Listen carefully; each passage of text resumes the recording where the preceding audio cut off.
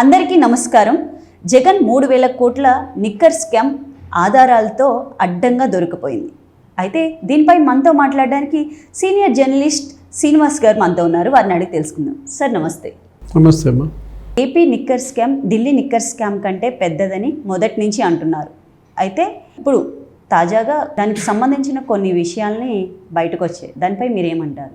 ఆంధ్రప్రదేశ్లో జగన్మోహన్ రెడ్డి 5 ఏళ్ల పరిపాలనలో మద్యం కుంభకోణం ఢిల్లీ లిక్కర్ స్కామ్ కన్నా 30 రెట్లు కాదు 1000 రెట్లు పెద్దదన్నమాట. ఎందుకంటే ప్రభుత్వమే లిక్కర్ పైన ఒక శ్వేతపత్రం వేసింది.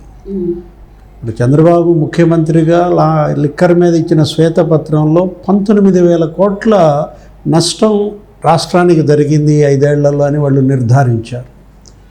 ఒక్క ముడుపులే 3,113 కోట్లు ముడుపులు వీళ్ళు మింగారనే ఆ శ్వేతపత్రం వెల్లడించింది. బ్రాందీ కేసుకి 250 రూపాయలు, బీరుకు వచ్చేసరికి కేసుకి 150 రూపాయలు కమిషన్లు తీసుకున్నారని, ఆ ఒక్క కమిషన్లే 3,113 కోట్లు కొల్లగొట్టారని మనం ఆ శ్వేతపత్రం చూస్తుంటే నిర్ధారిస్తాం. వాసుదేవరెడ్డి అనే ఒక ఇండియన్ సర్వీస్ అతన్ని కావాలని ఆ రైల్వే ట్రాఫిక్ నుంచి ఇక్కడికి తెప్పించుకోవటం, అతనికి 2 పదవులు కట్టబెట్టడం, ఇది బ్రూవరీస్ డిస్టిలరీస్ డైరెక్టర్గా అతనే, ఆ బేవరేజెస్ కార్పొరేషన్ ఎండీగా అతనే. ఇవాళ మరి ప్రభుత్వం మారగానే అతను పరారవటం. జనరల్గా పరారు ఎవరవుతారు? తప్పు చేసిన వాళ్ళు పరారవుతారు, నేరం చేసిన వాళ్ళు పరారవుతారు. తను నేరం చేశాడు, తప్పు చేశాడు కాబట్టే వాసుదేవరెడ్డి ఇవాళ 3 నెలలుగా మరి పత్తా లేకుండా పోయాడు అనమాట. అతని కోసం వేట నడుస్తోంది. లుకౌట్ నోటీసులు కూడా జారీ అయ్యాయని, అతన్ని ఏదో పట్టుకొచ్చారు, సిఐడి అదుపులో కూడా ఉన్నాడన్నారు. ఇంకా వార్తలు పూర్తిగా నిర్ధారించలేదు కానీ బెంగళూరు యలహంక ప్యాలెస్ దగ్గరలో ఒక హోటల్లో ఆయన పట్టుకున్నట్టుగా. వాసుదేవరెడ్డి ఇవాళ పట్టుబడితే కానీ విచారణలో కానీ నిజాలు బయటకు రావన్నమాట. అది నిజం చెప్పాలంటే అది 19,000 కోట్లు ప్రాథమిక అంశం మేరకే అక్కడ నిర్ధారించబడింది. ఇంకా అసలు దానికన్నా ఎక్కువ స్కామ్ జరిగిందని, 1,00,000 కోట్ల అవినీతి అని మనం చూసాం. 5 ఏళ్ల జగన్మోహన్ రెడ్డి 1,00,000 కోట్లు మద్యం అమ్మితే అందులో కేవలం డిజిటల్ ట్రాన్సాక్షన్స్ 640 కోట్లే. అవును, 0.6% మాత్రమే. మిగతా 99,400 కోట్లు నగదై. అంటే ఇప్పుడు తెలంగాణకి ఆంధ్రప్రదేశ్కి ఈ మద్యం అమ్మకాల వ్యత్యాసం చంద్రబాబు ముఖ్యమంత్రిగా దిగిపోయేటప్పుడు 2019లో 4,000 కోట్లు, అదే జగన్మోహన్ రెడ్డి ఇప్పుడు దిగిపోయేటప్పుడు 40,000 కోట్లకు పెరిగింది. అంటే 2 తెలుగు రాష్ట్రాలు విభజనలో విడిపోయాయి. వాటి మధ్య అంత తేడా ఎలా వచ్చింది? 5 ఏళ్లలో వ్యత్యాసం 4,000 కోట్ల నుంచి 40,000 కోట్లకు పెరిగిందంటే ఆ 36,000 కోట్లు ఈ వైసీపీ నాయకులు, మంత్రులు, ముఖ్యమంత్రి, ఈ అధికారులు కుమ్మక్కై దోచేశారు.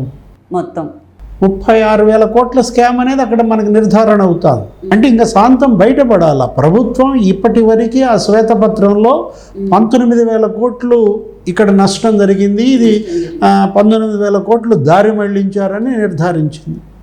ఇప్పుడు ప్రజారోగ్యాన్ని దెబ్బతీశారు. చీప్ లిక్కర్ని పెద్ద ఎత్తున నాసి రకం బ్రాండ్లను తీసుకొచ్చి వదిలారు. దానివల్ల కిడ్నీలు దెబ్బతిన్నాయని, కాలేయం దెబ్బతిన్నదని పురంధేశ్వరి దానిపైన ఇచ్చింది ఒక పెద్ద రిపోర్ట్. ఇది సిబిఐ ఎంక్వైరీ డిమాండ్ చేశారు.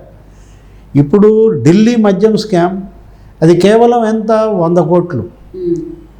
ఇంకా ఢిల్లీ మద్యం పాలసీ మార్పులో వచ్చిన స్కామ్, అది టోటల్గా మద్యం అమ్మింది, వ్యాపారం జరిగింది, ఇదంతా కాదనమాట. పాలసీ మార్చడంలో జరిగిన చిన్న స్కామ్లో 100 కోట్లు ముడుపులు చేతులు మారాయన్న ఆరోపణ పైన ఢిల్లీ ముఖ్యమంత్రి జైల్లో ఉన్నాడు. ఢిల్లీ ఉప ముఖ్యమంత్రి మనీష్ సిసోడియా 1.5 జైల్లో ఉండి మొన్నే బయటకు వచ్చాడు. తెలంగాణ ముఖ్యమంత్రి కేసీఆర్ కుమార్తె 5 నెలలుగా కవిత జైల్లో ఉంది. అంటే అక్కడ ముఖ్యమంత్రి, ఇక్కడ ముఖ్యమంత్రి కుటుంబము వీళ్ళందరినీ జైలు పాలు చేయడమే కాదు, ఒక 25-20 మందిని మరి నిర్బంధించి వాళ్ళందరినీ నిందితులుగా నిర్ధారించిన ఢిల్లీ మద్యం స్కామ్ అది కేవలం వెంట్రుకే దీంతో పోలిస్తే అన్నమాట. దానికన్నా కూడా ఇక్కడ 1000 రెట్ల స్కామ్ జరిగింది. ఏది జగన్ హయాంలో అమ్మకాలు చూసుకుంటుంటే కొండల్లో ఉన్నాయి. అంటే ఇక్కడ సరఫరాలో, తయారీలో, అమ్మకాల్లో 3 చోట్ల దోచేశారు. అంటే ఇప్పుడు ప్రభుత్వమే వీటిని తయారీ చేయటం, ప్రభుత్వమే తయారు చేస్తుంది, ప్రభుత్వమే కబ్జా చేసింది డిస్టిలరీస్ని. డిస్టిలరీలు 26 డిపోలని జగన్మోహన్ రెడ్డి వచ్చిన తర్వాత కబ్జా చేశారని, 32 రకాల చీప్ లిక్కర్ బ్రాండ్లను కొత్తగా తయారు చేసి జనం మీదకి వదిలారని, అక్కడ పెద్దిరెడ్డి మిథున్ రెడ్డి, అతను ఎస్పీవై రెడ్డి వాళ్ళ డిస్టిలరీ అతను కబ్జా చేశాడన్న ఆరోపణలు. అట్లాగే విజయసాయి రెడ్డి అల్లుడు పెనికి రోహిత్ రెడ్డి, ఆయన బినామీలు, వాళ్ళు ఒక డిస్టిలరీ వాళ్ళు పెట్టుకున్నారని అదాన్ డిస్టిలరీస్, వీటికే ఎక్కువ ఆర్డర్స్ ఇచ్చారు. ఎవరైతే వీళ్ళ బినామీ కంపెనీలు ఉన్నాయో, వీళ్ళ వాటాదారులు ఉన్నారో వాళ్ళ నుంచి పెద్ద ఎత్తున కొనుగోళ్లు చేశారని, ఐఎంఎల్ లిక్కర్ ఫేమస్ బ్రాండ్స్, ఏది మద్యం ఫేమస్ బ్రాండ్స్ టాప్ 5 ఇక్కడ అమ్మకాలు ఆపేయటం, టాప్ 3 బీర్ బ్రాండ్స్, బీర్లో టాప్ 3 బ్రాండ్స్ అమ్మకాలు ఇక్కడ ఆపేయడం. వాళ్ళు కమిషన్లు ఇవ్వలేదు, వాళ్ళు ఇచ్చిన కమిషన్లు వీళ్ళకి నచ్చకపోవడంతో ఒక బరి తెగించి వీళ్ళు ఈ విధమైన దోపిడీ చేసిన పరిస్థితి అన్నమాట. దీంట్లో 20,000 కోట్లు కొల్లగొట్టారు, 40,000 కోట్ల విలువైనటువంటి ప్రజల ఆరోగ్యాన్ని దెబ్బతీశారన్నమాట. ఇప్పుడు ఇవాళ మద్యం కుంభకోణంలో మరి ఎక్సైజ్ మినిస్టర్, అప్పటి ముఖ్యమంత్రి, తర్వాత ఈ పెద్దిరెడ్డి మిథున్ రెడ్డి, లేకపోతే విజయసాయి రెడ్డి, వీళ్ళందరూ కూడా ఊసలు లెక్క పెట్టాల్సినటువంటి పరిస్థితి వస్తుంది రేపొద్దున. వీటిపైన కనుక సిఐడి విచారణ కాదు, బీజేపీ డిమాండ్ చేసినట్టుగా సిబిఐ ఎంక్వైరీ కనుక జరిగినట్లయితే ఢిల్లీ మద్యం కేసుల్లో వెళ్ళినాళ్ళు, జైలుకి వెళ్ళినాళ్ళు అది ఇంకా తక్కువ. తీగ లాగితే మొత్తం డొంకంతా కదులుతుందన్నమాట. ఎక్కడ ఆంధ్రప్రదేశ్లో జగన్మోహన్ రెడ్డి జైలుకి వెళ్ళడం ఖాయం.